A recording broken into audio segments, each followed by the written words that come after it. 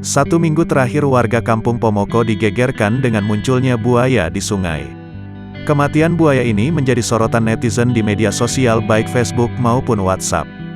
Diketahui buaya sepanjang 5 meter tersebut ditembak mati di kawasan Jembatan 2 Kampung Pomoko, Distrik Mimika Timur, Mimika, Papua Kamis, tanggal 17 Februari tahun 2022, sekitar pukul 19 waktu Indonesia Timur. Dari postingan salah satu grup Facebook dengan akun bernama Nimao Timika mengatakan, buaya berhasil ditembak mati. Tak bisa dibayangkan buaya besar begini di Jembatan Pomoko ini datang pas lagi asyik mandi-mandi. Melihat buaya yang begitu besar, kemudian warga mengambil inisiatif untuk menembak mati buaya tersebut kemudian dievakuasi ke darat. Dengan adanya penemuan buaya ini, warga diharapkan datang di Pomoko terutama yang membawa anak kecil untuk tetap berhati-hati bisa jadi masih ada buaya lain berkeliaran.